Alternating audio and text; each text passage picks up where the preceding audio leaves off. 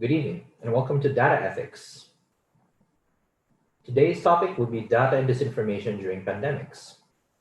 Our guest panelists will be two professionals who have created careers reporting facts and fighting disinformation. Just a little bit about data ethics before we begin. We started data ethics back in 2019 in reaction to what we felt was a pressing need of society, in that our lives were increasingly being dominated by data. And a lot of the problems people who are starting to face involve data and its various uses. And that a lot of our lives, now ruled by data, are slowly being affected by developments in artificial intelligence, predictive analytics, data science. And most of our rights were now indelibly linked to our data. So in data ethics, one of the first things we keep in mind is our data rights are now inextricably linked to our human rights. Another thing we noticed is that a lot of our social problems are either due to or involve data problems as well. The current COVID-19 crisis, for example, is an example of a crisis that's also a crisis of information. There's very little known about the virus when it started, and now we are inundated with a lot of information, some of it misinformation and disinformation. And some of this disinformation also comes from legitimate sources, such as the government or experts. And as we grapple with this health crisis, we are also grappling with an information crisis. Social problems are data problems. To give you an idea of what we're seeing as the emerging spectrum of data ethics, we start with issues that people currently are worried about, such as data privacy and security. And this is the tip of the iceberg as far as we're concerned, because this has to deal with accessing data for various uses. Beyond privacy and security is a whole gamut of abuses and challenges that face everyone who has access to a lot of data, starting with data ownership and control. For example, when you make Google searches or post stuff on social media, does this data belong to you or does it belong to the platform owner? One topic we will talk about in this podcast is misinformation and disinformation, and this involves the accidental or deliberate use of data to mislead people, to misinform them, or outright create chaos out of wrong information. At the highest end of this spectrum involve the use of algorithms and artificial intelligence in a way that can discriminate against people. For example, self-driving cars that can harm people. And at the very tip of this is when we face liabilities, civil or criminal, that involve data or that involve algorithms. Our existing legal systems are not ready for these challenges. On the lower end of the spectrum are issues related to data reliability. For example, data quality, which is very relevant in our fight against COVID-19. There's a lot of information that is being used by decision makers, but as we've learned recently, this information isn't necessarily clean.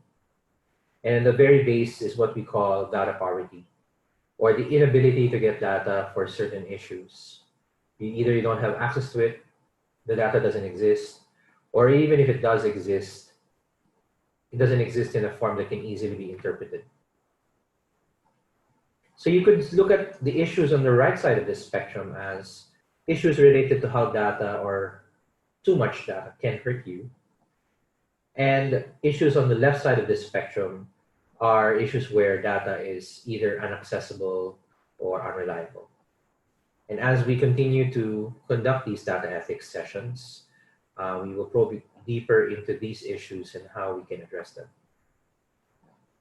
Since the pandemic broke out, we've transferred our monthly meetups to these online discussions. We started in March, where we discussed the ethics of posting unvalidated research online and the topic of risk communications. And we got very, very positive response, which immediately led to a follow-up where we discussed how do you responsibly model pandemics using the various modeling methods. In April, we discussed the implications of the ongoing pandemic on our daily lives, the economic front, and primarily driven by lockdowns. How does quarantine and lockdowns affect our livelihood, our jobs, the prices of the goods that we buy, and our ability to borrow money?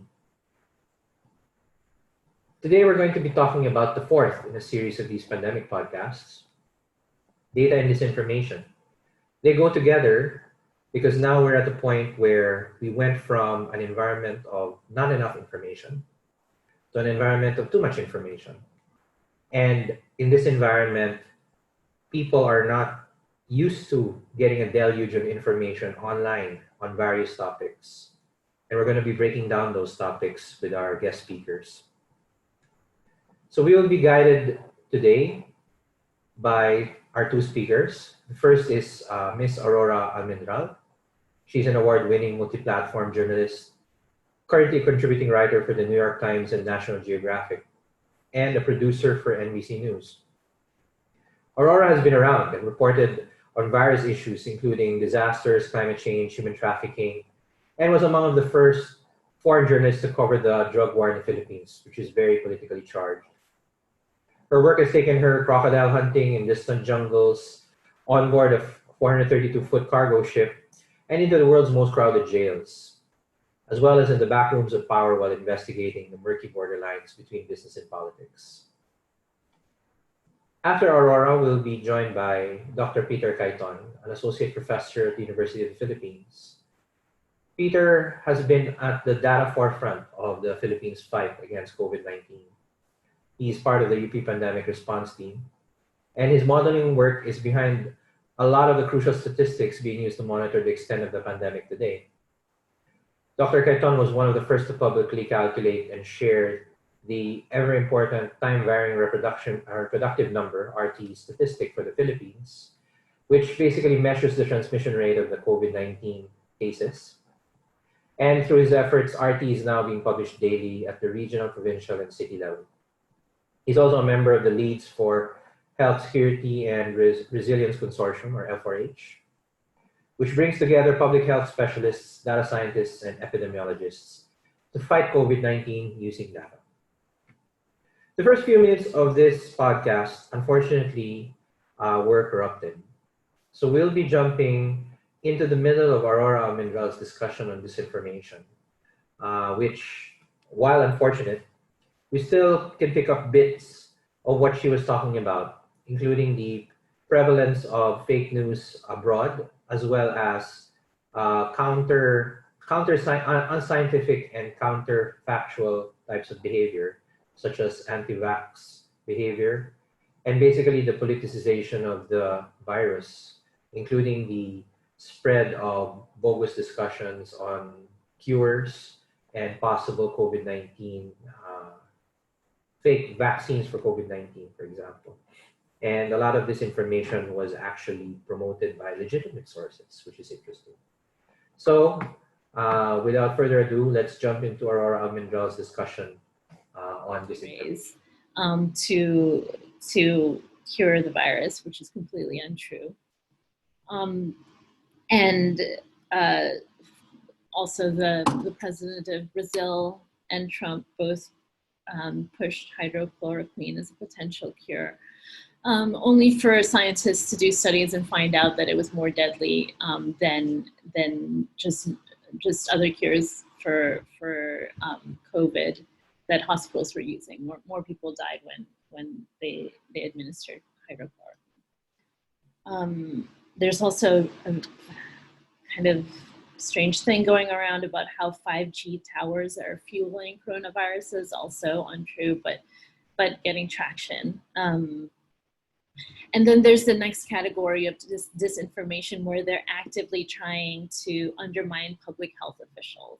And the video that I mentioned earlier, Plandemic, cites a discredited scientist. It's full of essentially just lies and nonsense, but attempts to undermine Dr. Fauci, who's seen as somebody who has been pushing against President Trump. So that has spread like wildfire. I think it got 8 million views in a week. YouTube tried to take it down. New versions keep popping up, and people who are otherwise perhaps reasonable are watching this, and we don't know to what degree they're believing it. But it's certainly undermining. It's an active attempt by right-wing groups and anti-vaccination groups to undermine a figure, Dr. Fauci, a public health official who they believe is against the president, I believe. I think Bill Gates has been the biggest recipient of disinformation campaigns. That he's from right-wing groups and others who would like to who are trying to undermine him and questioning his motives for declaring the I think in 2015 is the thing that he's been famous for, is that he said that the pandemic was going to be that a coronavirus pandemic would be a huge problem in the next few years. He was proven right, but is now being used, but is now being accused of all kinds of conspiracy theories to try to make him and his massive public health campaigns and seem less viable, or perhaps even not true. So those are some of the things that are happening in the disinformation space. There's unfortunately endless examples. You know, the other thing that kind of leads into the potential impacts of this is that the anti-vaccination movement, which just had traction for years and has been increasing for at least half a decade, if not more, is latching onto this coronavirus, onto this particular pandemic, and being amplified by it. And because one of the things that could potentially get us out of this is the possibility of a vaccine.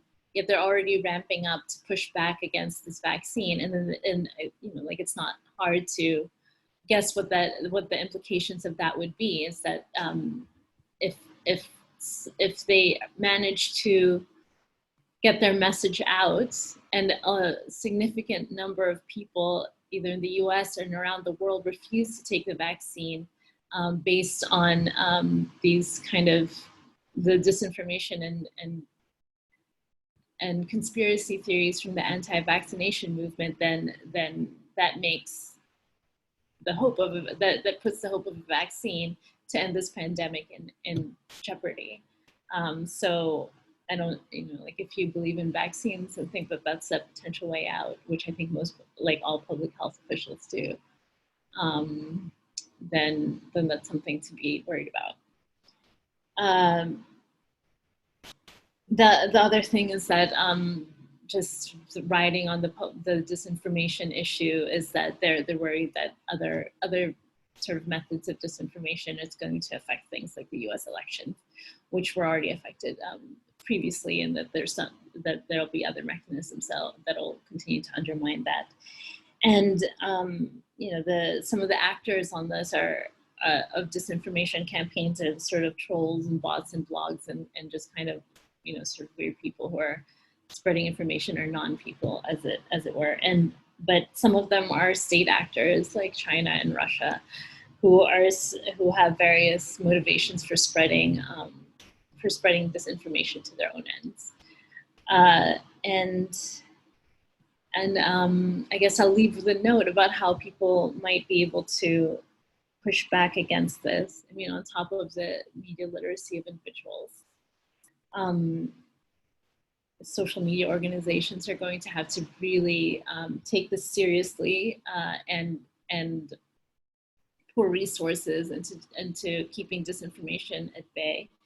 And public health organizations like the World Health Organization, for example, would need to understand what things like, for example, anti-vaccination communities how they work and find a way to sort of wage heart and mind campaign against them.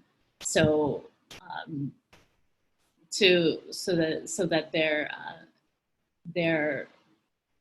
the ideas that they're pushing don't undermine the global ability to sort of stamp out this virus through a vaccine.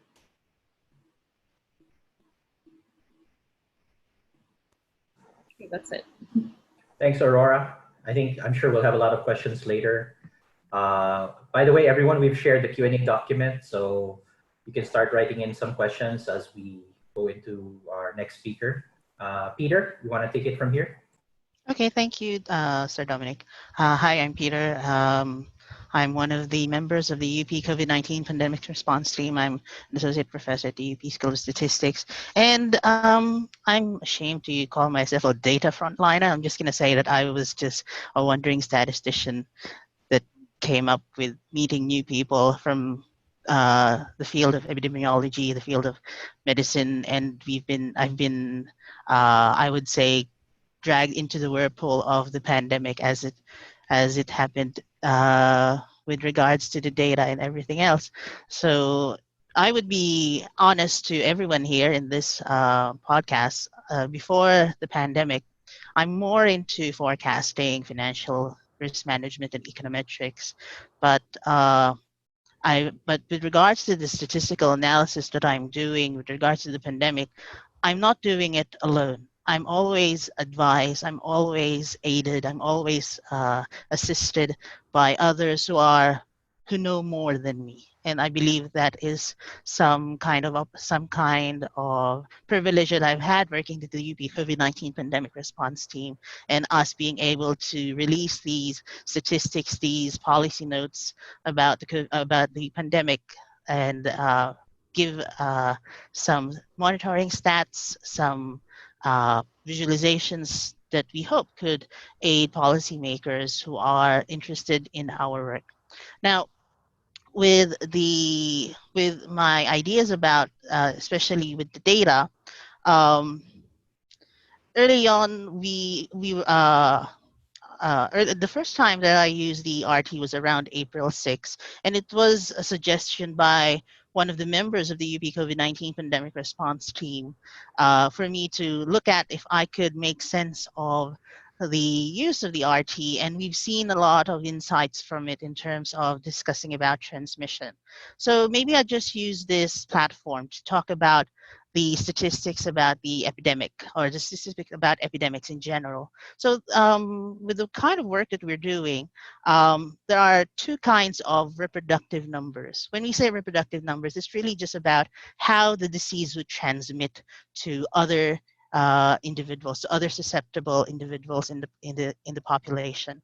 So there are two kinds of numbers. One is the R0 or R0, that's known as the basic reproduction number. And that is the average transmission that an infected individual may be able to do. Or in another way of saying it, the average number of other individuals that an infected individual can transmit the disease. So one example would be like if R0 or R0 is equal to 2, then someone who's sick with that disease might pass it on to other people. And R0 is a single number. It's just a single number to describe the transmissibility of the disease, the transmission potential or the transmission capability of the disease. Now, there's another measure that we're using, and this is the RT. The T there is because it changes in time T. So it's a time-varying reproduction number, and that is measured depending on how many infected cases, new infected cases, come in every day, based on the previous infections previous infections, and what is known about the infectivity of those previous infections. So that's how we look at RT. How they are analyzed seem to be the same, but their natures are different. R0 is really just a number that describes, a single number that describes the epidemic in general, typically measured at the acceleration or at the start of the epidemic, because that is where oftentimes there have not been any interventions by government yet. RT is a monitoring statistic, a key performance indicator or KPI, which is very sensitive to interventions, but because of its sensitivity to interventions and the nature of the data at the time, it's also susceptible to some testing policies or infrastructure in the community. It recently, with regards to RT, there have been new research about how to adjust it with testing infrastructure, but it's still in an infancy stage and there's no consensus about it yet on how to adjust RT with testing. But there have been a lot of ways that RT has been used, and hopefully we'll get through those later on. And now with regards to the data inaccuracies that the UP COVID-19 pandemic response team has released about and released to the public, I believe it's about 2 days ago or yesterday, with regards to the pandemic and analyzing the data, I've lost sense of time, literally. So in this case, might be, May 10. I remember it's May 10. So like maybe a good few days ago. Where we talked about the inaccuracies of the data that we've seen as we were analyzing the DOH data drop on case information. With what we were seeing a lot of inaccuracies, and it is something that we were very concerned in the UP COVID-19 pandemic response team, because decisions are being based on data, and there has been these sort of discrepancies, inaccuracies in data, and we are worried that some decisions might be made by inaccurate data. So what we have here with the UP COVID-19 pandemic response team is that we were extending and helping hand to DOH. We've been advocating for open data, for open science, in terms of having results be fully accessible for peer review, for open review, so that we can see how we could improve the science, we can improve the decision-making process with the data. Now, with regards to my activities and with respect to data, I've always been pretty open with regards to how we were doing the data analysis. Like, for example, we released technical papers or notes with respect to what we did in the UP COVID-19 pandemic response team. I've been writing with my junior colleague with respect to some of the analysis of the COVID-19 pandemic for the country, for the different regions, for the different provinces, for the different cities and municipalities. And when we release those numbers, I'm very sorry if we cannot analyze every region, every province, every city. So most of the time we'll just release numbers and graphs and visualizations. But we also give our technical notes, what we did, how the data is solved, how do you compute for them if you want to compute for them. And one good story that I have with this case is with regards to the story of Albay province. The Honorable Congressman Joey Salceda was able to use RT because the main source that we have for solving RT, we cite it, we reference it in our notes, in our technical papers, and the writer, the authors of that paper made available the solutions to solving RT with Excel, with R, and with a website. And with this, it's been accessible to compute, given that you know the appropriate specifications. And we at the UP COVID-19 pandemic response team has always been open with these specifications. And with that, when I saw the work by the Honorable Congressman, I was amazed that it is almost the same as how we would produce it for Albay. Though I've seen that there may be some differences in terms of the new cases for every day, and it's because maybe he has the LGU data, and we were just using the DOH data. which again kind of highlights another thing here that we were seeing with the discrepancies of the DOH data drop. There is some disconnect with the DOH data and the LGU data.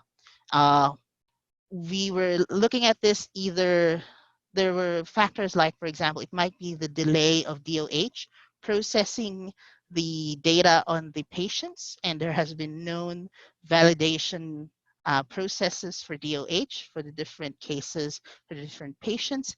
And there's also the distinction of whether a province would, the distinction whether the incidence is reported in the province, which is typically the standard of the LGU, and the DOH looking at it as the residence of the patient, who might not necessarily be from the province. So there's this disconnect between the two data sources, and we would like to find a way, or we would like to help to find a way of how to unify the definitions of data, because there has been some disconnect in this regard. We at the UP COVID-19 pandemic response team, we are not here to discredit DOH. We are here to help them, to give them a helping hand in terms of the analysis of the data, in terms of the processing of the data, the cleaning of the data. Because even though they may say that it is simply 1% or less than 1% wrong, with the kind of scales that we are talking about, it is very important that this scale, like for example, if we were currently at 11,000 plus uh, uh, patients and there was 1% mistake, then that's 110 cases. And in that respect, that is enough there's enough number of cases to suddenly move a province into an ECQ, GCQ situation, and more than one province at that, if we would think about it. So in these cases, we are extending a helping hand with DOH in terms of how to assist them with regards to the processes, because we see that DOH is a lot in their hands, and we do understand that. And in this case, we see that DOH needs the hands that it could have, the manpower that it could uh, uh, tap into in terms of the intellectual capacity of the country. And that's what we've been doing, the UP COVID-19 pandemic response team. We are made up of 100 plus experts and volunteers in the UP COVID-19 team. So in this aspect, and we also have our network of other experts that we can also tap into in UP. So, and UP is not the only entity here. You could also access the different experts from all universities and colleges in the Philippines, the expertise there. With in that aspect, there's a lot of manpower that DOH can tap, especially with the capabilities that were extended to the executive department of our government. So in that aspect, I believe that there is a way, and we are opening up to DOH, and we are not here to discredit them. We still see them as the official source of the data, but there are inaccuracies, and we are helping them find these inaccuracies so that decision makers could make decisions with clear data. I'll just share a little bit of a short story here um, in this aspect, and I believe it will come back with later. Like around the May 7, May 8 DOH data drop, I was uh, after I was typically checking the DOH data drop for what cities are there, what provinces are there, what regions are there, because sometimes there is this problem with the DOH data drop. I would say that there's still inconsistencies in terms of coding in the data drop every now and then, but sometimes we just keep silent because we can find a workaround. But with the errors that we found in the data drop in the in our policy note, these were alarming errors because it will affect the analysis that anyone tapping into the data would have. But let me just get back to this story. Around May 8, I just noticed that my hometown was missing, And I know the statistics of my hometown, and I was very much alarmed because my hometown, Pateros, Metro Manila, is inside the NCR, and suddenly the data of Pateros was missing. And it wasn't alarming to me because I'm a statistician. I am a resident as well. There's a personal connection in there. I've been trying my best tapping into networks. What is the problem? Why is my town missing? Because even for us, we might be a very small town, but we are 20 cases. Not a lot of provinces had that many cases in the Philippines. So, and we're also surrounded by we're inside Metro Manila, which is a relative hotspot compared to the whole country. So in this aspect, I would say that um, there is a reason that we are calling up with DOH so that they could make decisions with data. And one story, good looking back to my hometown, is there was this released doubling times for the different cities in Metro Manila, and my hometown was blank. And I could find why it is blank because in the data drop, my hometown was suddenly missing in coding. So, uh, and they were able to fix it up like around, was it the 13th or the 12th of May, around, I don't remember anymore. Time has lost meaning to me right now, but I was able, yes, 13th of May, because I've updated um, the compendia that I was releasing, the statistics that I was releasing. So it was 13th of May that they were able to rectify it. So it was yesterday. And slight update of what has happened today. The data drop, I was looking at the data drop recently, and it's slightly not showing any data at all. So I hope that they would show data soon.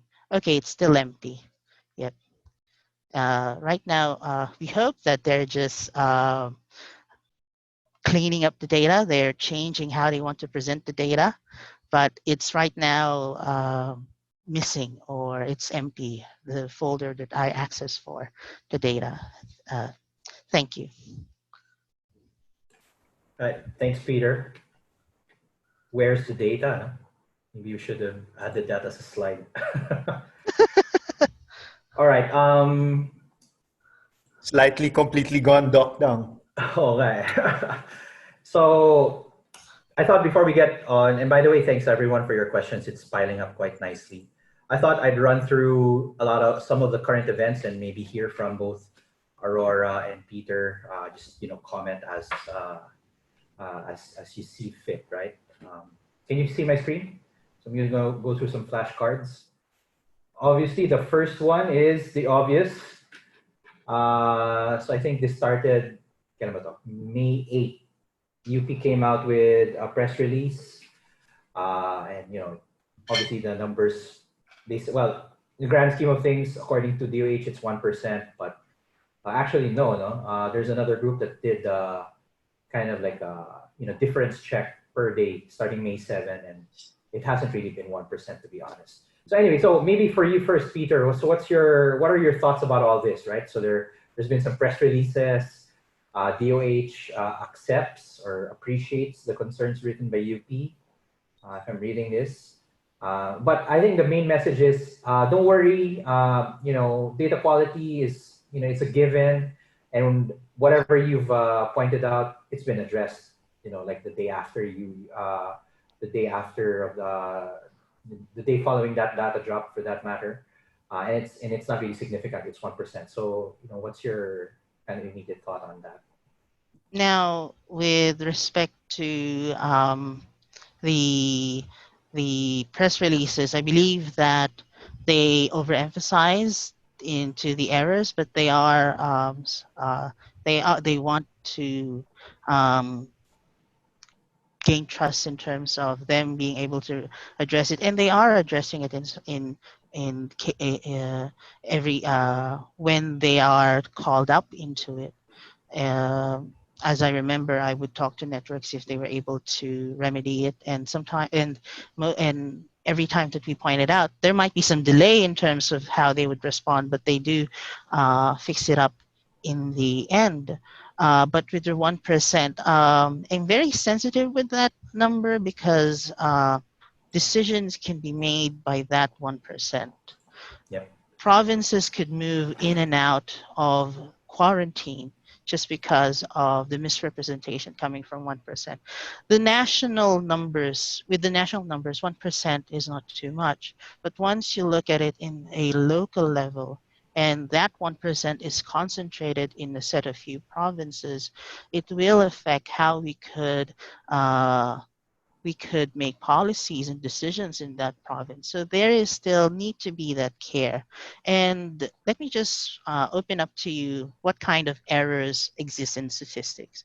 There are two main kinds of errors. One is sampling error and one is non-sampling error. Sampling error is natural. It could be reduced, but you don't totally eliminate it because sampling error is associated with surveys or with modeling. That always exists. It could be reduced by having more data or having better variables or a better model, but sampling errors will always exist. You cannot necessarily eliminate it. It can be reduced, but can never be eliminated. Non-sampling errors, these are errors that are not because of the statistical modeling or the estimation or the statistical approaches. This is something about the data itself. And for me, I would kind of group this in terms of, is the non-sampling error preventable or not preventable? Though that might be the way there is, if there are non-sampling errors that you can prevent, do and prevent them. Or if there are sampling errors that you can address them before doing any analysis. And in our opinion, the kinds of errors that we're seeing, these are errors that can be corrected. Yes, there might be some difficulty because of the stress involved with the work with regards to the manpower. And in that case, UP COVID-19 here is here to extend a helping hand, especially with regards to the sensitivity and the urgency of the data, especially that this is the data that is the basis of a lot of decisions by the government. And in that case, we have to be, we have to be very meticulous about this.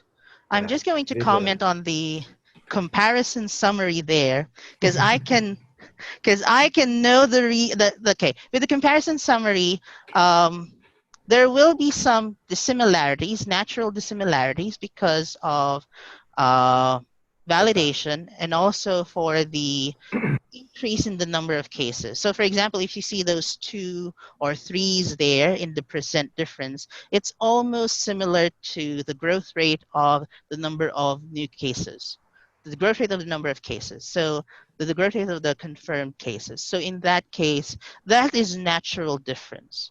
You might have a small addition from that, and this is because of the processing of the for validation patients or cases, like reclassifying them in terms of their appropriate regions or residence. And then there's a little bit more in that in terms of the changing status of the different patients. Either they might recover or they might die, of which those who have died may their souls find rest. In that case, maybe the 2 or 3, they're not big deals, Yeah. but I know the reason for the May 8th, because that is when my hometown disappeared from the coding. And then on the May 13th, that is when they got it back. So So I could it's the track, Pateros effect. I would call it the Pateros effect and then some, and then some. Quotable quote na yan. Sige, sige. All right, Dr. Peter, are you saying that you have already reached out to the DOH previously before the UP statement yesterday, and they were able to? We've been always talking to our contacts and our connections with DOH, and I would say that those are communications that are maybe not in priority in the side of DOH, as I would say it. So why did you decide to publish yesterday? That one was in fact, that policy note was slightly delayed because we were waiting for the decisions that the government would take in terms of quarantine policy. So we kind of had it on hold, but there were issues really that we have to really push forward in terms of how government has used the data and how the data might be needed to be cleaned, and also to call on the government to be open to how they make these decisions in terms of how they use the data, how they compute from the data. Because personally, and this is shared by some of us in the UB COVID-19 pandemic response team, we are advocates of open data and open science. Yeah, for So sure. I just want to jump in and say that, you know, like this sounds to me like real nitpicking in a country where you can't really trust the data that's coming out from the DOH or anywhere else, right? So it's just like, okay, so this confirms that there's a level of incompetence happening, but there's but at the same time, you know, like we look at the data coming from the Philippines and we don't think that it's generally representative of what's going on, although it does have, it's important because that's what the government is making its decisions on. But there's, you know, like countries like the Philippines and others around the region, not just the Philippines, have big trust issues, right? Like whether they're producing data that's actually an accurate reflection of what's happening. So whether one first 45 people's sex change, it's like, okay, yeah, but like, what about all the people that aren't being counted? What about all the deaths that are happening in the homes of, you know, in the slums where nobody is even watching this? And this is why testing them, yeah, the testing is extremely low globally per capita. And you have to be able to couch all of the data within that big picture issue. And I think that, you know, like that when there's nitpicking like this, it's, I just wonder what the point is. Yeah. If I can move to the next one. Oh yeah, Peter, you want to react? I'm just gonna say about this because this has been a huge talk about data being bad, data being good, or having no data at all. Because this is my perspective on this. If there's no data, we don't know what's happening. Is ignorance really such a bliss? No one is saying that. We're But saying yes. you have to look at the data that yes. within the larger picture of what's available. You can't just say, okay, this is the data and this is what's happening. You know, like you have to know if this data is actually what its degree of value is. Well, if there's bad data and no context, but in this case, we have a lot of context. But if there's bad data and no context, well, for me, this is how I would look at it. This is the most optimistic thing that we know about our country. It might be worse than this, but at least we have an idea. At least this is something that we can work around. But this is the most optimistic. And we should be doing at least at the better point of this idea. Data with context, like knowing that there is something wrong. And in that case, you can still use the data, but we have to call attention. That is what we were doing, calling attention that there's still some needs, some room for development. Especially, this is something that we've been calling with DOH every now and then. Could you, with regards to improving their testing infrastructure, testing policy, increasing the number of tests per day, because every analysis would be limited. But it is best to still find some context rather than rather than having no idea at all. Yeah, so but what I'm saying is that instead of saying this is the number of people that have COVID in the Philippines, just say these are the number of people that have been tested for COVID, but the Philippines remains one of the lowest testing. Per capita. Yes. All of this data is inaccurate, essentially non-representative. Well, in this case, DOH really has a lot in its plate in this aspect. Yeah, But of course, in the yeah, Philippines, sure, sure. limitations, but it's important to be able to contextualize the data in this way instead of holding it in a higher like as though it was being created in a higher standard than it is. And because and it's important to do that because a lot of people will intuit that this is not accurate. And if you don't give the context that this actually in fact isn't accurate, that you're right, that is true, then it just makes the people delivering the data less trustworthy. Yeah, actually, you guys were just acting out kind of the slide I was going to talk about. So It's slide right in front of us. completely unscripted, but yeah, maybe you can take the lead on this, Aurora. So one thing we noticed, though, of course, data issues are just one of them, is that everywhere you look, COVID is being politicized. So it's politicized on a geopolitical front, like China versus WHO versus US. On the local front, I think people are aware that I think near the start of the pandemic, there was this weird competition, at least from our perspective, weird competition going on between the national government and the local government. So there's that. There's also, of course, this is a narrative that's kind of underpinning a lot of, like I remember the first reports of that barangay captain who kind of got these kids and locked them up in a dog cage because they were wandering around during quarantine. So there's that human rights narrative. And I just have to mention it, although it doesn't pop up as often. There was even a gender narrative, like, okay, you can see all the countries doing better in the coronavirus. They're actually led by women. So I guess from your perspective, Aurora, do you see these trends sticking around globally? Like suddenly COVID is also political, and how do we react to that, including the data? There's a politics to the data as well. How about Carlo? Do you have a comment on this? Geopolitics, COVID. Yeah, lots, of course. So Aurora is my sister. I know everything I know because of her. But geopolitics, the narrative, everything's politicized, right? I mean, like Nick always says, data is politics because you're trying to make a point. You're trying to have power. You're trying to influence something, a decision. You want people to buy into what the idea that you're selling. But I think there's the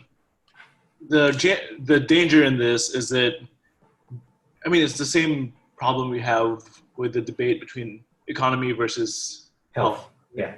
And it's the same thing. Like, how do you prioritize these things? And sometimes our egos get the better of ourselves, and therefore politics takes hold first. And you could probably see that between Mayor Vico and whoever runs the federal government. But it's always politicized, and there's always a push and pull with all of this. But I think that's a natural game theory with data and especially big global issues. Yeah. Well, just before I move on this, one thing that I'd like to be able to impart to everyone is just because it looks political doesn't mean it really is political. Like, for example, this data quality issue, there's a lot of talk that, oh yeah, the government's covering it up, they're delaying the reports, when the truth might just be as simple, somebody made a mistake on a spreadsheet, the whole thing doesn't work. So it's be very careful about buying into political narratives, of course. Speaking of which, I'm sure you've heard of the bioweapon thing. Like, was very early on, like in March, somebody posted the SARS-CoV-2, which is the COVID-19 virus genome, and then said, hey, look, how come this thing has 33 A's? You remember the RNA, DNA thing that you have four proteins, no? And then it has 33 A's. So it must be engineered, no? It's a bioweapon. And then this was actually even a research paper that was published, but subsequently debunked, that HIV and Ebola proteins were found in the COVID genome, and then later found that it's actually a random string of proteins you can find in 99% other viruses. So, but everyone who likes Resident Evil, you know, the Umbrella Corporation, and suddenly there's a lab in Wuhan. It's a bioweapon, and this thing went around. So, I don't know if there's a way of actually guarding ourselves against this. No, the I mean, the bioweapon. bioweapon angle, Doc, no, is very popular Okay, I'm with so sorry about that. seniors. Hey, Aurora. So is COVID a bioweapon? What do you think? I mean, I guess we'll find out in 5 years, right? Another WikiLeaks comes out. Unfortunately. Yeah, we're just going through some more, you know, before we get to the raw Q&A. I think we have a few more minutes. Bogus cures. You talked about this Aurora earlier. So we've got Malunggay from Secretary Duque, quoted. We have Canelo. You can gargle and eat bananas. Of course, virgin coconut oil will never go away. It solves everything, right? Antiretroviral or retroviral properties. You mentioned Trump advocating light UVs, UV rays to kill the virus. Well, actually, to be fair, it does, but probably not in your blood. There's this It also lanyard. kills you, though. I think most of these can. And then the lanyard. Did you see this? This came out today. There's this like an ID card that fights the virus, antivirus lanyard. It says there May 14, if you can see the slide. And then of course the most important one, the Lysol, because on the Lysol packaging, if you read it, it kills coronavirus. So people were injecting Lysol into their blood with varied effects. So any thought on this, Aurora? How come these things keep propagating, right? These are the micro level impacts that are just, I mean, they go from, yeah, okay, I guess you can take Malunggay, but and to things that really become harmful. And I think a lot of people have died across the world because they thought that this or that thing was going to cure them of coronavirus, and it's just, you know, what it is a symptom of the uncertainty that people are dealing with and the kind of control that they wish they had. And I think that can be addressed by sort of good messaging from the government who can make people feel safe and like know that what information that, like, be aware of the information that they have, that they've disseminated that information well in a trustworthy way from a platform that people can believe, instead of them having to turn to you know, various random things to get that sense of safety and control that they're seeking at a time like this. And you can say data science. They're coming from the government, which just shows how the kind of uncertainty that they themselves might be creating in their own countries. And it's just, that's unfortunate. You know, it's the last. You know, when I look at this doc and Aurora, no, I know it's pretty hard now since we've been immersed in the lockdown for a while now. But before COVID, I think we've been inundated with all sorts of bogus cures for whatever. So this actually doesn't look very different from pre-COVID. Yeah. I mean, Malunggay has been, you know, and it does some good things. Oh, wow. To be fair, Malunggay is actually pretty healthy. It also clears coronavirus is a little much. I think part of the reason is the ultimate solution is deceptive. Sounds deceptively simple, which is wash your hands, right? People can't buy already. I'm just going to wash my hands and everything's going to be fine, or social distancing. So, yeah. I mean, washing your hands is the biggest public health. Has made the biggest difference in public health, like perhaps in the history of the world, right? Like that has been huge, and it continues to be a huge way to avoid a lot of illnesses. Yeah. Talking about Nick's point on being inundated, maybe Peter, you can comment on this now, and some of these people we know actually. Let's see. So suddenly, Facebook is a scientific journal. You have all sorts of papers, policy notes. So what's up with that? I mean, it's kind of a good thing, right? Good and it's kind of a good thing, but you have to start really to look at the different sources. Well, they are all based on research of different people. And in this aspect, why do we see these on Facebook? Because for the Philippines, Facebook is still a prominent social media outlet. Still, you might still find some in Twitter as well, but yes, Facebook is there. It's accessible to almost everyone, and so you could really find a lot of exchange of ideas. And personally, I'd rather see ideas on Facebook so that we could check these things out rather than them being kept inside the walls of government or something. In a way, we could critique. There is still the peer review, so I'm not into much. I'm not taken too much aback by a lot of policy notes coming around, because for me, it's an exchange of ideas. Social media was all about that.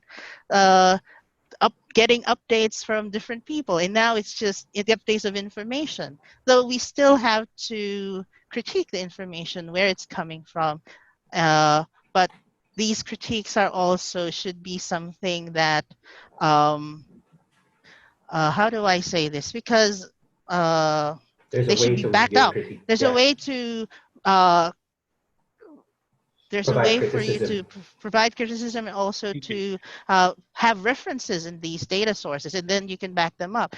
So for me, the only thing that might be something that we have to bring out and teach to much of the public is to practice this idea of scientific review of sorts, but this is just in the same way of looking at the sources, where it is coming from, whether they are reliable. Yeah. So in this aspect, because I'm an advocate of science of the masses, citizen science, but it should also be backed up by proper peer review, open science, and open data. It's like So peer review by emoji is what's happening, right? well, it's kind of like that, but in some ways, I don't believe that much of the Philippine population is. I believe that there is still some level of critical thinking from the Philippine population. It's Right. just that it has to be guided. Carla, you were saying. I have a question before Aurora has to leave, to both Aurora and Peter. So both of you have rigorous processes that you have to go through before being able to publish something, right? In a way, yes. Fact checking. Yes, fact checking, yes. Openness, yes. Can you explain to all of us what those processes are? So for journalism, what's the editorial process? How do you actually get a story out? And then for Peter, what's the academic process? What is peer review, right? Aurora. Okay, so in journalism, it's going to be significantly faster than academia, of course, right? Because we have to get something out that's news, and it has to get out there, like in a time scale that's a lot shorter. And so I think that if it's something that, like number of dead in a disaster or something like that, then we're sitting around calling the relevant authorities in the Philippines. It's the NDR MCC, to make sure that particular number is the most updated. Then we couch it saying, as of this time period, this is the number of people that have died, and make sure that we're getting a first source for each person, for each fact that we're conveying in this kind of situation. Is it something that's happening in the airport? Let's get a source that's right at the airport, and then in any kind of facts or data that's coming from like a larger organization, we want to make sure that it's the first source, and that source itself is a trustworthy source on some level. So it's all about finding the source, right? Yeah, the source is good, and it's all very difficult. So that's in a breaking news situation, and it's something that requires more investigative looks, and then it has to be vetted by different places, and like maybe the source itself has, like you get 3 people who are saying something like this, and various other ways of making sure that the source that you have is good. And then it goes through fact checking with editor or editors, at least, and it's read multiple times by other editors. So there's probably about 5 to 10 people who are involved. Cool. Thank you, Dr. Peter. Okay. For us, with regards to with our references, we first look at the kind of what the kind of peer review that the journals or articles or books that we are reading into as our sources of research. We have a lot of scientists have exchanged information in terms of which are predatory journals, which is a huge issue in the scientific community, these predatory journals. We also look at different quality standards from different sources. Right now, the kind of standards that we have in terms of sources are those coming from Clarivate Analytics, which is formerly the Thomson Reuters Web of Science. There's also Scopus in terms of the review, in terms of also this aspect of the quality of the research that we are citing or referencing about. So, and then from there, once you've written all your work, written your research, compiled data and everything else, it now comes to making it accessible to review to the public. Now, oftentimes this might be in conferences. So this is so long of a research process in terms to like in a journalistic approach, because you have to really access all comments to improve on your research. It is more of a circular process until you get into the aspect of refined, reviewed, and insightful research in this aspect. And then you give it to a journal that typically the process for a quality journal is that they're doing a double-blind review. When we say double-blind, the identity of the author is blind to the reviewer, and the identity of the reviewer is blind to the author. So this dissipates Bias.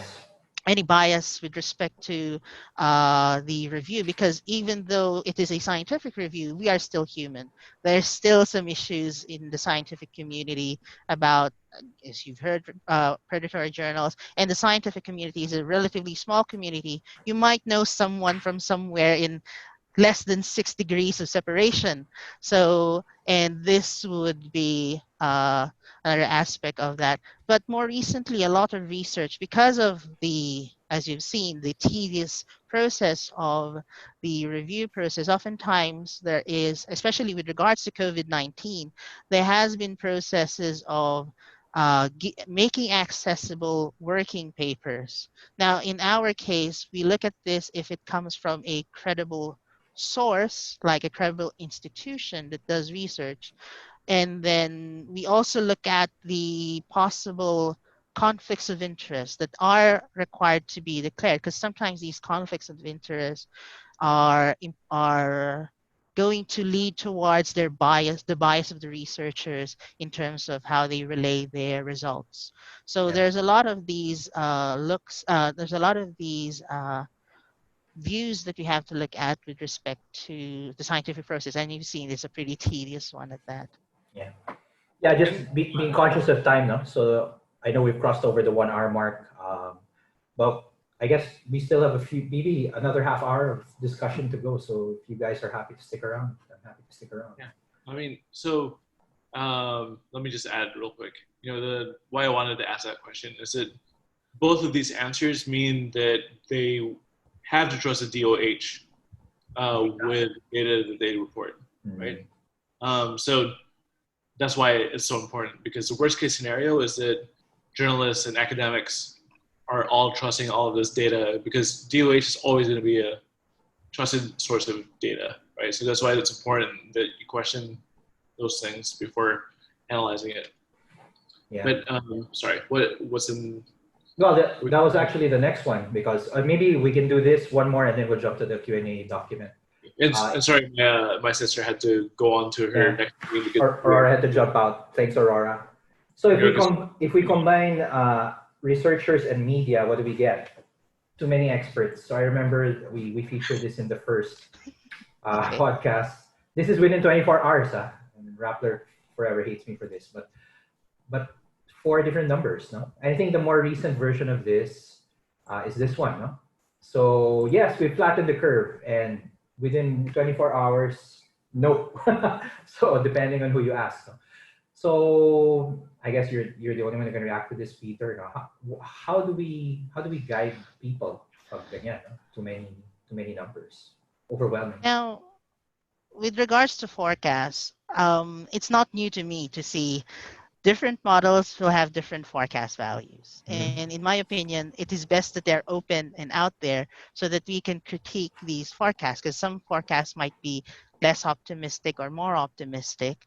And in fact, within my field of forecast analytics, there is a methodology that we call ensemble forecasting or Mhm. forecast combination, where you gather all of these forecasts from the same data, and more often than not, you find a much better result than all of these four combined in this Yeah. aspect. So in that case, Let's it just is really average all of them, no? Really. literally it's just average all of them. There's a lot of research about this aspect, and that's how things are. You Yeah. can really improve by knowing how others have seen the data and could find a better way of uh, forecasting what could be happening in the future. Now, with regards to the curve flattening or not flattening, that one really has to focus on what did we define flattening curves Flattening. to Yeah. be, the original definition of it all. Now, yes, I do. We call on DOH every now and then to find to improve on their testing policy, and we're making these analyses with the data at hand. But at the optimistic level of how we see the data, it is flattening based on how it was defined before, but it is again, and we can see the result of it by some of the total national capacity being still not full, Unutilized. Yeah. though you can underutilize, but you might have certain local problems in this aspect. And in that case, there might be some localization, of which I'm trying my best to localize as much as possible with regards to the data that is available. But in that aspect, yes, you could. We concluded in the UP COVID-19 pandemic response team, the curve is flattening, but that's not the only thing that you have to look at. Yep. There are still other aspects about the COVID-19 pandemic that could still affect us. And there's still this, especially with testing, because without adequate testing infrastructure, if we think that the curve is flattened, we can just let the gates open, we might have a resurgence or a rebound. So Yeah. we are always saying that this is not the end goal. The reason for us to doing this quarantine is for us to prepare ourselves, to prepare our infrastructure. And I do admit there has been a lot of room for improvement still, even after these 2 months. And this is something that we've been calling out in our policy notes. But yes, we are able to delay something, but we know that we still need more in terms of moving Efforts. forward Yeah. in efforts to this aspect. Yes. Right. Can you So, just, so sorry, go Doc. ahead. Something interesting in this slide, Doc, no? Which one? From Dr. Peter's response also, no? And actually, it's connected further back to Aurora right before she left, no? So I'll just tie it into that. The last thing she said that really struck a chord with me is that you check with authorities, you check with the official source of the data.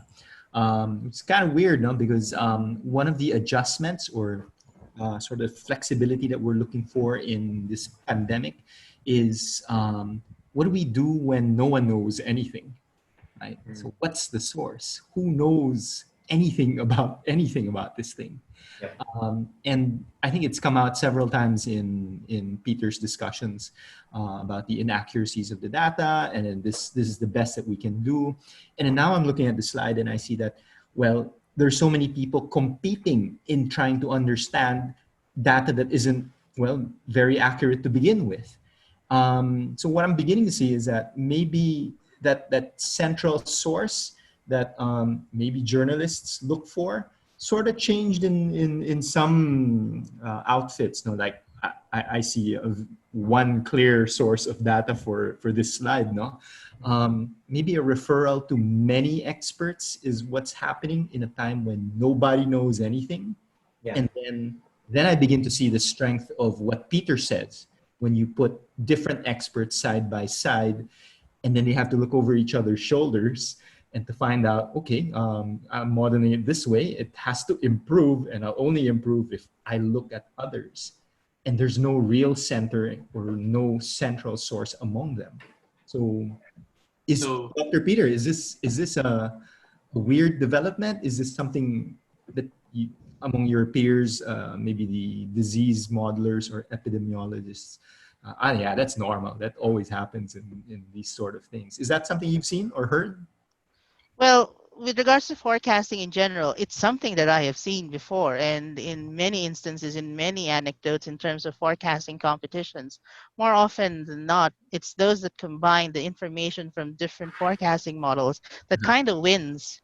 And a slight update on that, in terms of the largest forecasting competition in the field of analytics, the second placer was a forecast combination model, but the first place was a model that's based on mixing one old method and one new method together, find the best forecasting model. So, but then again, that combination is always there. With regards to the epidemiological models, we've seen that example with some in the United States, though they are not necessarily the official modelers of the Corona Task Force, because again, there is a political issue in this aspect. But in that aspect, there is a way that you can just combine these projections coming from different models, and more often than not, you could have a better understanding, a better result of seeing what could be the trajectory by the combination of these forecasts together. And sometimes it's just a simple average of that. Yeah, just talking about that now. This is the last flashcard before we jump to Q&A. So we had this AI thing. Okay. We're 97% done with the epidemic. We followed that one. May 12th. And then What's the date on that, Doc? May 12th. May 12th. We're done. And then there's this other one. I know you were talking about this earlier about RT, no? And I think there was I just won't say who, but I'm sure most of you do know who this person was. Just say it. RT is so unpredictable because it's being calculated on cases. So let's just use dead people to calculate it because it's more stable. So okay, fine. So Fine. do you have a view on that? I have a view on that, but let's just I'll let you finish first. Yeah, well, I just want, and then this is my favorite diagram. That one's my favorite too, because like it also leads to the first one, the first picture. Mm-hmm. Now, in these aspects, if I'm just going to look at this one, so let me just critique here. The first photograph, the Singapore AI predicts the end of the pandemic. You might want to read through the disclaimer there. And the disclaimer is that they're just doing this for educational purposes. Yep. AKA, in my unhinged translation of it, don't look at this when your life depends on it. AKA now. If you're not drinking, don't look at it. Right? Don't look at this when your life depends on it. So that's how I would look at it. Yeah. You have to really read all of it, because sometimes the devil is in the details, and they have that disclaimer. This is just for educational purposes. So be very careful with that one. With the US one, with the cubic fit, I believe that, and this is a privilege that I've had interacting with biomathematicians, epidemiologists, veterinarians, doctors, and different experts in the UP COVID-19 pandemic response team. We kind of know or guided with the context of an epidemic. This was done by an economist fitting a cubic function. That is not a common approach in epidemiology. Wait, sorry. Just can you explain what a cubic function is too? sorry.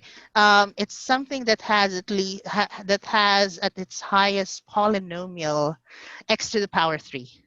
Yeah. So that one. The implications of that. Why not? Because that function is known to have the property of it will curve up and then down and then suddenly shoot up. It is an S curve that could go infinity. And again, I have problems with forecasting to infinity. It's like everyone's just going to die and then some, and you're not going to know where those other dead people are coming from. Again, I'm sorry Right. with regards to, I don't mean to disrespect the dead, but yes, that I'm always very sensitive to too simplistic models. I believe in simple models being able to unlock a lot of insights, but Yeah. too simplistic, especially to think about going it a little bit beyond to where it could still go. You really have to critique it a little bit. Yes. Talking about the dead, any comment on the Okay. RT Now, from the dead? okay. With this one, you really have to go back to the original nature of the formula. RT, on its definition, is the expected or typical or average number of new infected individuals relative to the number of previously infected individuals, depending on the infectivity of those previously infected individuals. Now, if you use it with the dead, it's the expected number of dead relative to previous dead people, depending on the infectivity of the dead.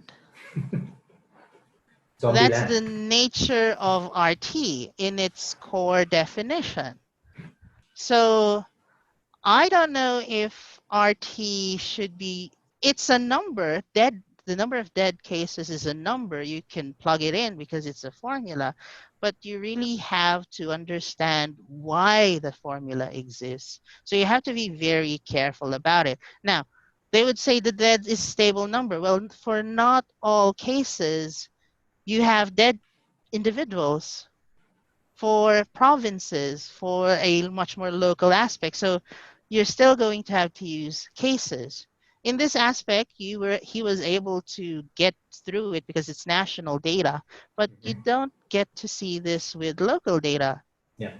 And again, it's just thinking about how would the dead really infect you? Are we talking about some other kind of disease now? And there are also Well, other diseases. well, I don't want to throw shade here because it's 9:24 p.m. on a Thursday, and this is ethics. But if I were working for a school who was synonymous with pointing a gun at somebody, how would I justify that?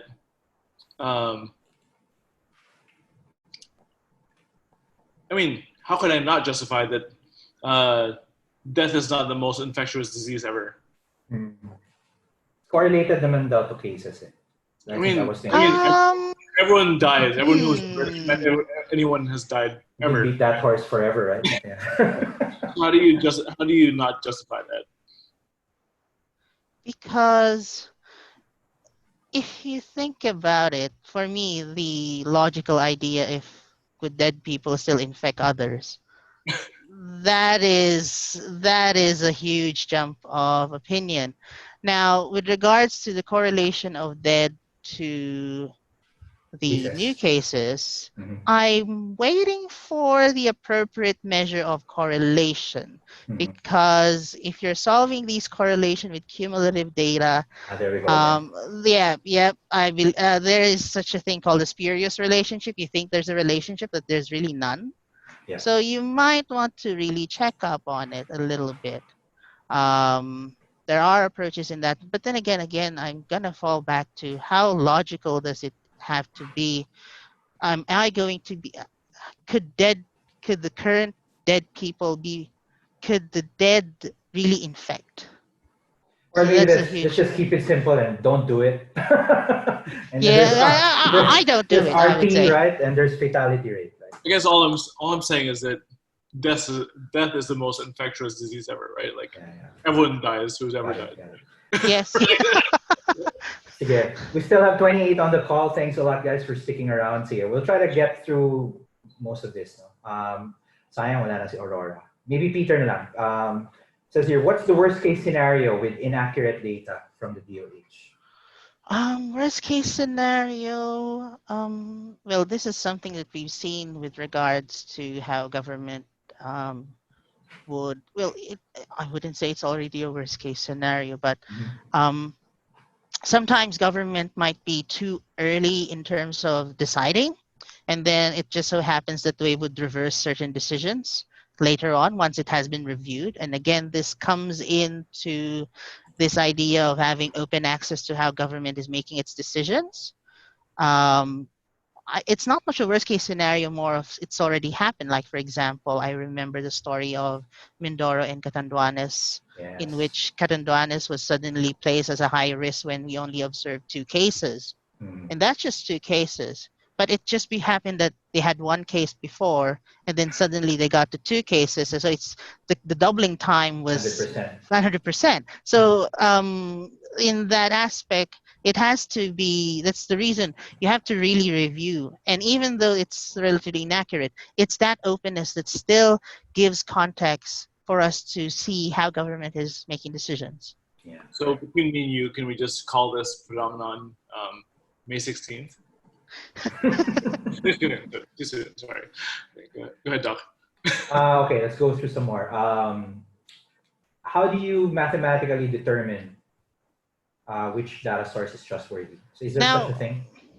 Like reliability calculation, we can significance? only have reliability if we have like a Comelec v NAMFL approach. Yeah. Like you The have two standard. independent institutions getting the same data. Mm. So it's very difficult because most of the data comes from DOH, but they also have the LGU data. But then again, there is again this different. There might be a difference in perspective between the two sources. Now, our stand is the DOH is the official, but we do understand that DOH tends to lag a little bit. So we would like to help LGUs in terms of also getting the data from LGUs. And right now, the UP COVID-19 pandemic response team, with aid from DILG through the memorandum order, has made our quick count website the source for the platform for local government units to encode their barangay data so that we could analyze and provide insights on that aspect. That's right. Okay. Well, the data drop is currently inaccessible. How hard will it be to access the data after today? Well, It's already accessible, as they've okay. said. So it's So fast. it has already showed up. Okay, good. Let's go back to the other ones. Oh, nope. Oh, What? No, it's Nope. not. It's a README first. Read me yeah. only file. It's Yeah. a README first. So, well, typically you have to do an FOI request, but Mm.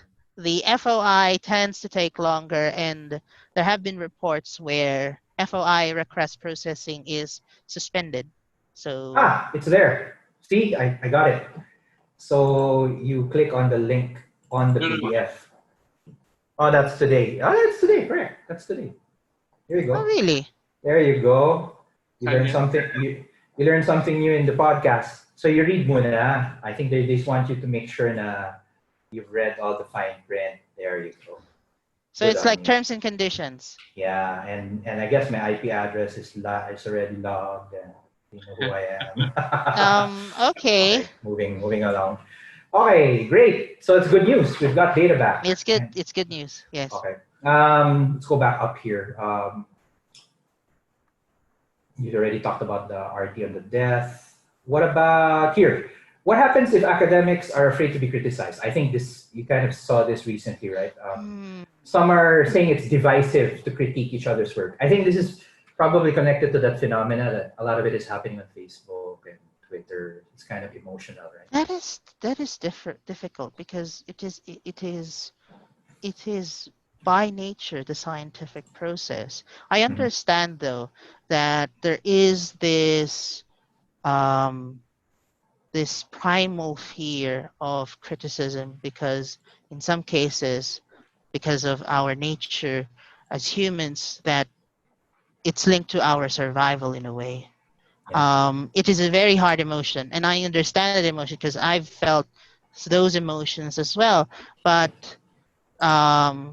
it really, well, there are some really who really want to destroy.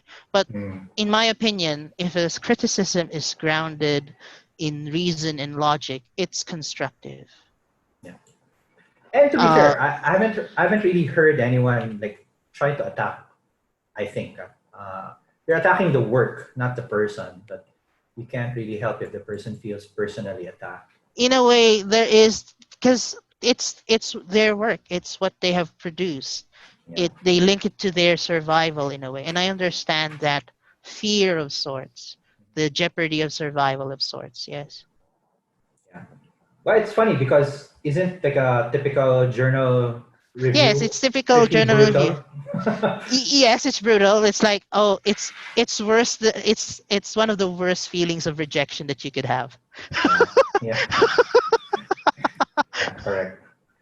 I don't know if maybe the others can pick this up. What's the political motivation for the government to misreport data? I think this is irrelevant because this is me again thinking that every time you hear a conspiracy theory, it's probably not true, but maybe some of it is true. But what's the motivation? I mean, I don't If there were motivation, maybe. know. Personally, I didn't really know. Yeah, I mean, for example, I might be oversimplifying. If the government wants to make the data look better than it is, so like pretend we're flattening the curve, won't it hurt you later on when the truth is it's not true and Because you sooner or get later, with the epidemic, yeah the cat's gonna go out of the bag, and you're yeah gonna see, and that's why there's context. I look for both data and context based on what I understand as well, based on what I see from reports, yeah because there are still these reports coming in, and we kind of look at those reports from the media coming from local governments as context. And I've seen in many instances where DOH does have a delay in terms of accounting for what has happened on the ground because of their own validation process and whatnot. And the biggest example for me would be Cebu, right where there has been a relatively large number of cases in Cebu discovered because of either a barangay or in a jail. But Mhm. what you see in the new cases that DOH reports, it's even less than that reported from that one from Cebu. And we know Yeah. this, they will feed it up in later on, but that is where the context comes in. We know that there is a delay in DOH, and hopefully the idea there is, I've heard that DOH has been hiring a lot of data managers, data Yeah, they handlers, have because yeah. they have to handle data properly in this aspect. Yes. Yeah, actually, I have an anecdote on that too. This is not unique to the Philippines. Some of you know I'm involved in a global initiative to track the coronavirus globally called the Corona Tracker. And in fact, at the early stage, we were attacked by a government. I won't say which, but because we reported one case and we just got the data from another source, which is John Hopkins at that time. And then the no less than the minister of health of that country, or said it was a minister of health, contacted us and said, "We don't have any cases. You're misreporting. You're fake news. We're gonna take your site down and report it for being disinformation." So we decided to retract. And when we looked at John Hopkins, they also apparently retracted. And then a few weeks later, we had people from that country contact us via chat and say, actually, you guys were correct because we saw that first case on your site. We pressured our government to actually start reporting the right number. And I think now, at least that website, the Corona Tracker, is now the official tracking site for the government. So it's like a third party to prove that they're like using a third party to monitor. So No, Doc, yeah, without saying any names, and you don't have to say anything, or just keep your glasses on. Does that country rhyme with China? no, close, close. It's in the similar vicinity as China. So yeah. Okay, it's 9:35. I know we want to talk about this forever, but we gotta put the lid on it. Maybe you want to have a parting shot, Peter, and then we can close off. Well, in this aspect for us, closing with regards to the data topic that we're here, we know that there are many inaccuracies that DOH has to address in terms of the data. And right now, I will be looking at the data drop case information checking it out and doing my runs and on a day, that of which I've done almost every day. But we also have to think that poor quality data leads to poor analytics, Mhm. and it if we're making decisions based on data, we would like the data to be as clean as possible. Um, sure, there might be some level of errors, some that could be workable, and I've encountered a lot of those missteps. But in this case, it's best that still these errors, even though how large or small they may be, it does impact how do we make decisions. And us in UP are very, we always believe in open data and open science. We are intent to helping DOH. We are not an enemy of DOH. We are here to help them. So, Yeah, and Pateros came back. So I guess that should give yes, us hope, right? That yes. it's not Everyone now all. knows Pateros. Yeah, Pateros did come back. Carlo, Nick, any last words for this one? I got Carlo? something for that. Nick, go.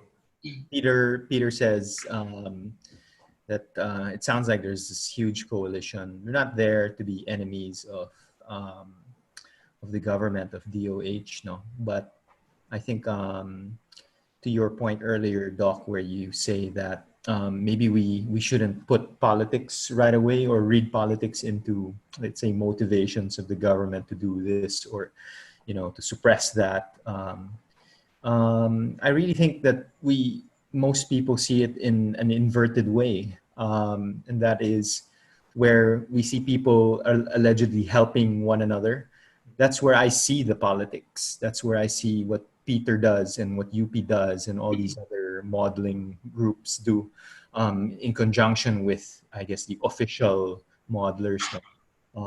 That's the kind of politics that we need. Mhm. Real competitive. Even, Critical even if thinking. it's science, Yeah. even if Yeah. it's science, because you need to assert why your model works or why it's helpful or why people should look over their shoulders and refer to it. Yeah. And then the other side of it is when a government decides that, oh, we want to do this with our data and we want to make sure that these are the policies that we're implementing. Remember, what we have right now is no one's competing against our government. Yeah. If you just look at what happened with let's say this network franchise fiasco, Mhm. I don't see any competition there. I don't see anyone pushing back really hard.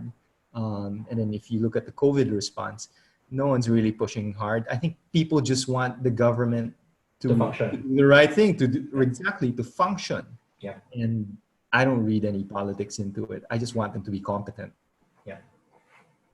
Carlo?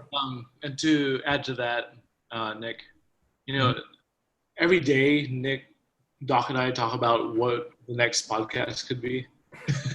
Right? There's a lot of things that we could talk about. I think why we wanted to talk about this specifically was that I've done financial analysis, I've done social analysis, I've done data analysis. Only one segment in the population has a good term for good analysis done on bad data. And that's quantum physics, right? Mm-hmm. I'll go back to that later. But I think the problem is that there's a lot of decisions being made. There's a lot of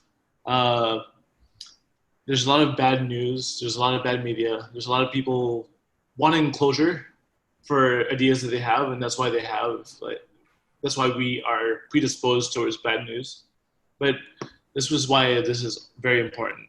And to close out that last thought was that only quantum physics has a term for good analysis done on bad data. You know what that term is? Nope. It's called luck. Randomness. Yeah. For everyone else, there is no good analysis done on bad data, right? And if we don't have good data to begin with, and if the people who are supposed to give us good data are not analyzing based on, are not testing the veracity, to Doc's words, then we're all making bad decisions, right? And that's a responsibility that has to, fall on somebody. Actually, there was a phrase on the second podcast. This was Erica Ligara. It just stuck to me. Let's not let the perfect be the enemy of the good. And I didn't get it, to be honest, at that time. Yeah, but it's really about uncertainty. We expect our experts to be correct. We expect them to be absolute. But that's not the case. But that's an axiom based on like startups, right?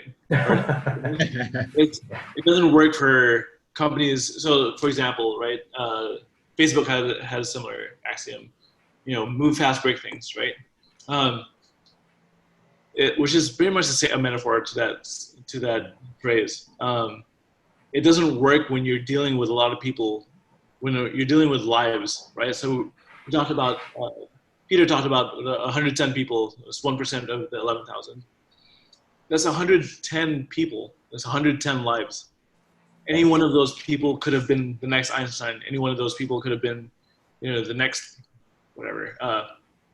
Sorry, I don't want to say Elon Musk on myself, but somebody who's cool. Yeah. There is no significant level now. Yeah, there is no significant. 1% can be anyone. And Mindoro had 3. Tama ba, Peter? Mindoro had 3. During the time, there were relatively few in Mindoro, yes. And so then that's why they locked them down on the basis of 3. Parang ganun, no? And then you killed the economy on the basis of 3. So it's not. Like, for example, in Catanduanes, if you say lockdown Catanduanes with 2 cases, where is Catanduanes going to get their food? Yeah. On the basis of that. Yeah. Okay. But sorry, go ahead, Peter. They reversed it in the end. That's why it's always important to take government into account, even with their own data. Yeah. Okay, that's a wrap. I know it's open-ended as usual, but thanks a lot, everyone. We'll edit this and post it. And yeah, there'll be more pandemic podcasts for as long as the pandemic is with us. And thanks a lot, Peter, for your efforts. Thank you. You and the pandemic response team and all the other frontliners, the data frontliners, I would call them. You guys are doing a great job. Thanks a lot, everyone. Thank you, everyone. Stay safe always. Stay safe. Thank you, Peter. Thank you, Nick. Thank you. Thank you, everyone. Bye. Thanks everyone for joining.